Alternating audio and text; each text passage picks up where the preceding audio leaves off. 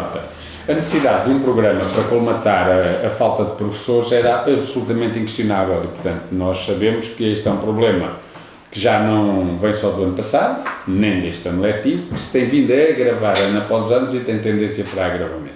E, portanto, é necessário tomar medidas.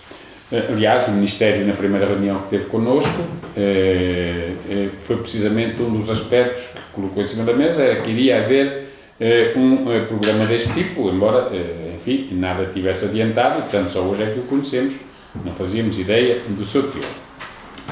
Segunda nota, a situação do presente ano letivo é de facto aquela que é aqui identificada pelo Governo e dizer até que nesse aspecto os números que aqui vêm correspondem exatamente aos números que nós fomos apurando ao longo do ano letivo e que, curiosamente, nós fomos sempre pedindo à anterior equipa que nos dissesse, para podermos ter a noção da gravidade ou até para sabermos se os nossos números estavam ou não estavam calculados por defeito ou por excesso, e hoje correspondem. Mais de 320 mil alunos não tinham professores todos em setembro, quando se ouvia dizer que esse problema em setembro, afinal, estava resolvido, mas não estava, 320 mil, e é preciso dizer uma coisa também agora, é que muitos destes 320 mil alunos hoje têm professores, mas são professores não profissionalizados, porque, isto é, e foi um mal menor, é evidente que entre ter um professor não profissionalizado ou não ter professor é um mal menor, mas estamos a falar de uma situação, a um problema que foi colmatado com o recurso a pessoas, neste caso, professores também, que estão a dar aulas, mas que não têm qualificação pedagógica. Pronto. Depois dizer, ainda, também até para precisar, que é verdade, nós em 31 de maio também calculávamos que o número de alunos sem os professores todos fosse de 20 a 22 mil, aliás, o Ministério confirma os 22 mil, mas posso dizer que já em junho, e tendo em conta as ofertas de escola através da contratação, já em junho, a semana passada, portanto, na semana que terminou a 7, este número aumentou para 40 mil. Ou seja, já em junho o número de alunos sem os professores todos passou de 22 mil para 40 mil. E, portanto, isto para dizer só que o problema se estava a agravar, mas que o diagnóstico que é aqui feito pelo Ministério é um diagnóstico que vem ao encontro do que temos dito. Aliás, até em mais dois aspectos. Por um lado, as regiões do país, Lisboa, a área metropolitana de Lisboa em primeiro lugar, depois o Algarve e o Baixo Alentejo, era exatamente onde nós também tínhamos identificado, e depois as próprias disciplinas, que são também aquelas que já tínhamos dito. Era, sem comparação, porque era a situação mais grave a informática, mas depois o português, a geografia, a matemática, a educação pré-escolar, a fisicoquímica, o inglês, a biologia e geologia, e isso só para falar dos que têm um problema maior de falta de professores, porque isto já começa a varrer um pouco por todo lado. E, portanto, este é um problema que, sem dúvida, tem de ter medidas para o imediato e medidas a médio e longo prazo, porque, evidentemente, que as medidas imediatas podem tapar alguns buracos, mas não resolvem o problema de futuro.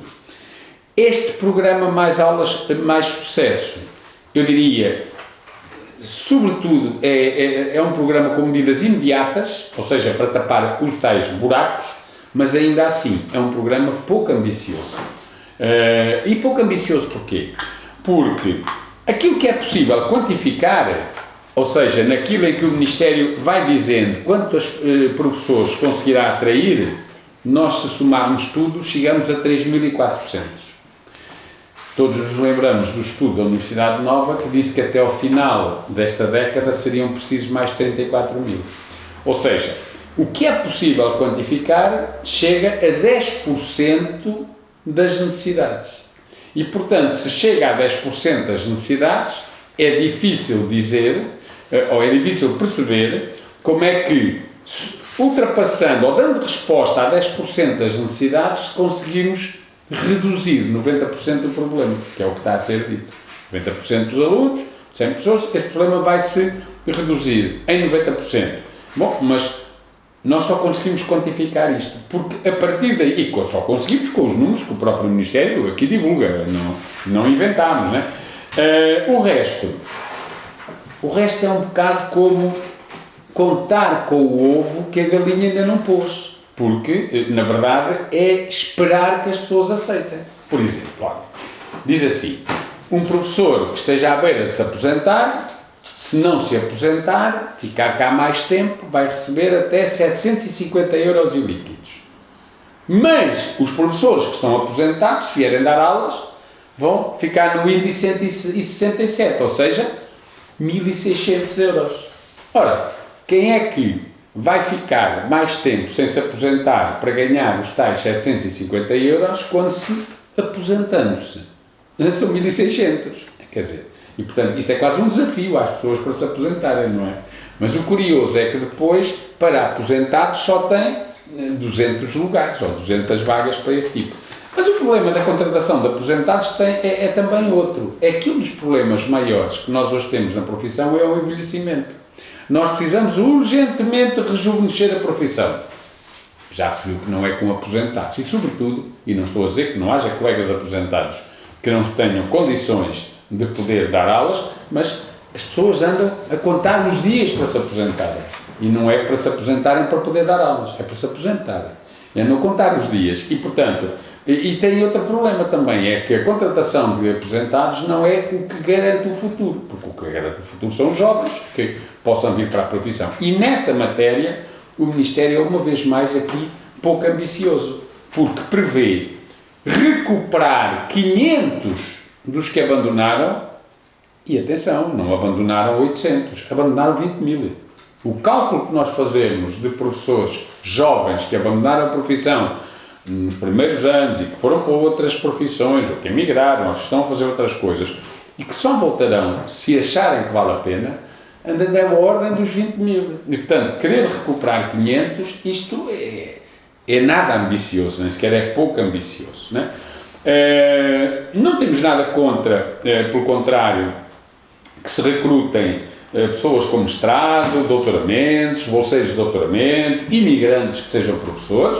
Estamos de acordo, agora, desde que isto não baixe o nível de qualificação dos docentes. Ou seja, estamos de acordo que se possam recrutar neste domínio professores, desde que a sua formação, já sabemos que, em alguns casos, apenas científica, porque não são professores, noutros casos também pedagógica, por exemplo, no caso dos imigrantes, seja aquela que se exige para que seja professor.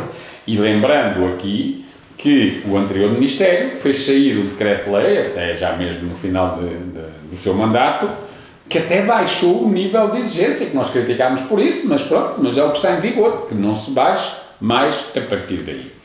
Há aqui questões que nós temos aqui alguma dificuldade em perceber como é que vão aplicar, na medida em que, por exemplo, a questão das horas extraordinárias, passar de 5, que é o que diz a lei, é o que permite a lei, para 10 horas extraordinárias, ou aos professores mais antigos, com mais tempo de serviço, mais velhos, começar a colocar as horas extraordinárias na componente, na redução de serviço que eles têm, e têm porquê? Porque são as pessoas que estão mais cansados, que estão mais esgotados, que estão mais, como diria uma colega minha, mais exauridos. Portanto, se dar a esses professores essas horas extraordinárias, em nossa opinião, em primeiro lugar, tem que se alterar a lei. E a lei é o Estatuto da Carreira Docente. Ou seja, exige negociação obrigatória.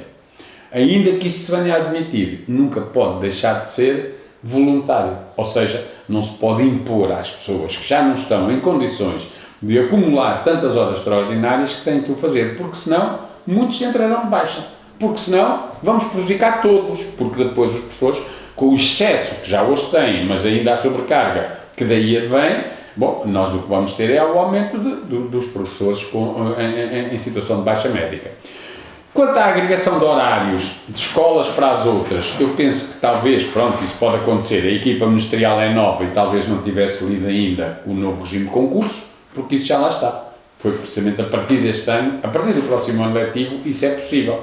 Portanto, dentro do mesmo quadro de zona pedagógica, horários incompletos podem ser, os professores, aquilo que chamam os horários compostos, podem ser atribuídos a esses horários compostos, mas isso, pronto, são mais novos, podem não ter ainda a noção do diploma. Quanto às mobilidades, diz ali, reduzir mobilidades em 25%, não me diz é quais. É a mobilidade por doença? Bom, as pessoas estão com doenças incapacitantes, né? Com certeza que se mandarem as pessoas para as escolas onde elas estão, algumas a centenas de quilómetros, o que vai aumentar é o número de atestados médicos. É a mobilidade interna? Bom, isso não conseguem diminuir porque tem a ver com o regime de concursos. Agora, é a chamada mobilidade estatutária, ou seja, as pessoas estão destacadas em determinados serviços. É preciso algum cuidado, porque as últimas reduções que já se fizeram criaram graves problemas a alguns organismos. Estou-me a lembrar, por exemplo, da Ciência Viva, que perdeu inúmeros professores. E, portanto, se se reduzir ainda mais, alguns desses organismos poderão vir a não ter condições para funcionar. Portanto, é preciso algum cuidado, para não dizer muito, nessa redução que se prevê fazer. Concordamos com alguns aspectos, por exemplo, e aliás temos dito, nós concordamos, por exemplo, com a contratação de técnicos superiores para apoiar os diretores de turma na parte burocrática. Mas é preciso também que fique claro que a maior parte do trabalho dos diretores de turma não é burocrático. É o trabalho com os encarregados de educação, com os alunos, com entidades exteriores à própria escola, por vezes com o CPCJ, e, enfim, e com os outros professores da turma. Portanto, é um trabalho que não tem só de burocrático. É bom que se retire a parte burocrática. E isso concordamos com essa contratação de técnicos superiores. Concordamos, por exemplo, que a contratação de professores, uma escola precisa de um professor, não precisa estar 3 semanas a aguardar para conseguir esse professor.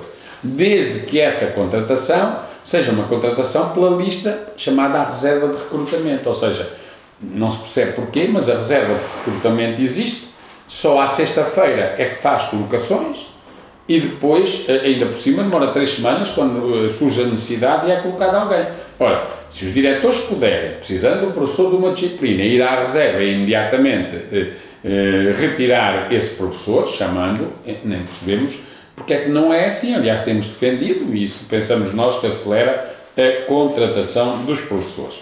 E também, outra coisa que não tem sentido, e que também estamos de acordo, é que se há um professor que tem uma doença, tem uma incapacidade clínica, que a junta médica atesta que é para o ano todo, faz todo sentido que haja uma substituição para o ano todo. Não fazia sentido que fosse só para 3 meses. Portanto, essas são medidas que nós estamos de acordo. Agora, repito e assim concluo, aquilo que nós temos aqui é um projeto que tem algumas medidas, mas muito pouco ambicioso.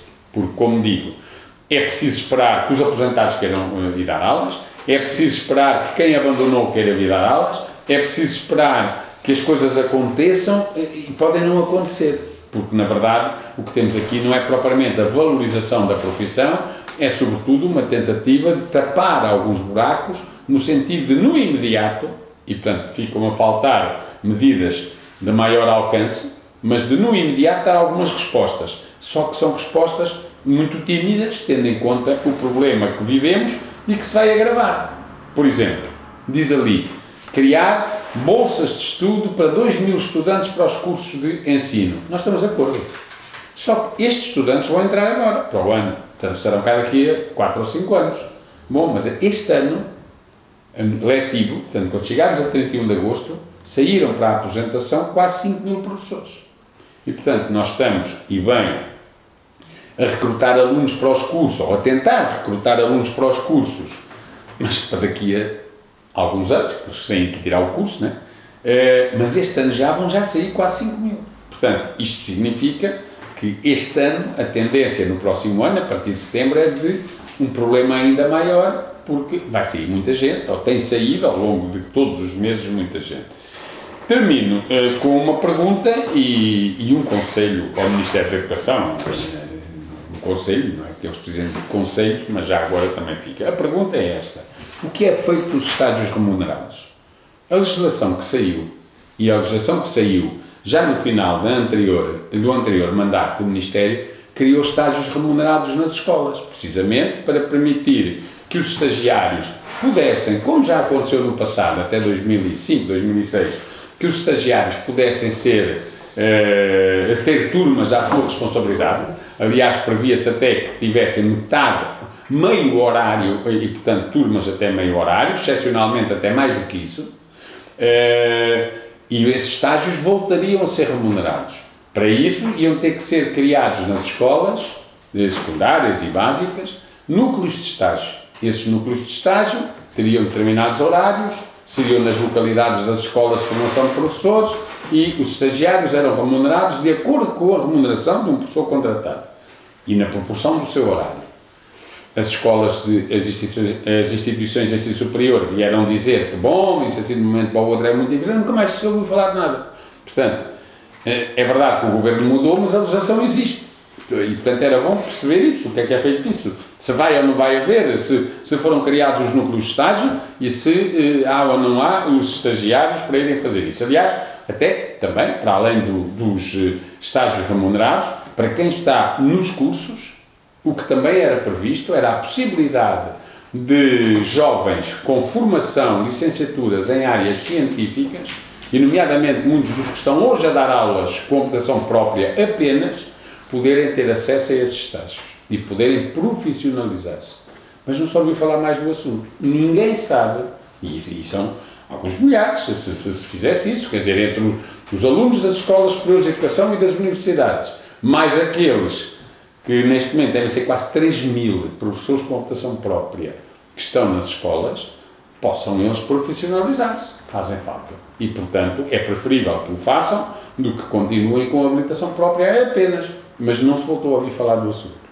E uma última nota, então, o tal conselho é que, se se quer, de facto, resolver este problema, é preciso valorizar a profissão de docente, a profissão de professor. É preciso valorizar a profissão de professor na questão do salário, na questão da carreira, porque, por exemplo, esta recuperação do tempo de serviço que agora existe para os jovens não significa rigorosamente nada, porque os jovens, que são os que não perderam tempo de serviço, vão ter que fazer, não vão recuperar, porque não perderam, mas vão perder. Porquê? Porque vão ter que fazer uma carreira que, por exemplo, para chegar a 2 escalões intermédios, ficam sujeitos a vagas e muitos não vão apanhar essa vaga. E, portanto, estes jovens que não perderam tempo de serviço irão ficar sujeitos a uma carreira que os fará perder. E que depois não irão recuperar, claro, porque eles não estão nesse quadro. Portanto, é preciso valorizar a carreira, valorizar a profissão através da melhoria das condições de trabalho dos professores nas escolas e isso é que é decisivo. Isso é que será determinante para conseguirmos ter os professores que nós precisamos. Professores jovens, recuperar dos 20.000, não 500, porque isso é um número muito baixo, irrisório quase, dos 20.000, bem mais que isto, e muitos regressarão se virem que vale a pena, e depois ganhar os jovens para tirar os cursos. Porque pode-se dizer assim, vamos criar 2.000 bolsas para 2.000 jovens estudantes. É certo, e é positivo, mas eu estou convencido que se esses jovens, eu tenho a bolsa, mas depois vou trabalhar e mandam-me para 400 km de casa e pagam algo que eu não tenho maneira de pagar a habitação, por exemplo, o que é que eu vou fazer para aquela profissão, não é? E, portanto, não vão tirar o curso só porque têm uma bolsa, quando depois o futuro na profissão é o que é. E na verdade, já tarda que se criem tais condições para apoio acrescido, aliás, que está no programa do Governo, mas ainda não existe nada sobre isso, para apoio acrescido àqueles que estão deslocados. E, portanto, os professores que têm segunda residência, segunda habitação, em alguns casos só têm primeira, porque até viviam em casa dos pais, porque não tinham outra hipótese, e outro tipo de apoio à deslocação diária, isto tem que ser feito, porque senão as pessoas esgotam só na habitação, muitos dos colegas mais novos contratados ficam sem salário, e por isso não querem ser professores, ou alguns tiram o curso e depois desistem. E isso não pode acontecer. Valorizar a profissão, torná-la atrativa, é a medida de fundo. Depois, tapar buracos no imediato. É preciso mais do que isto.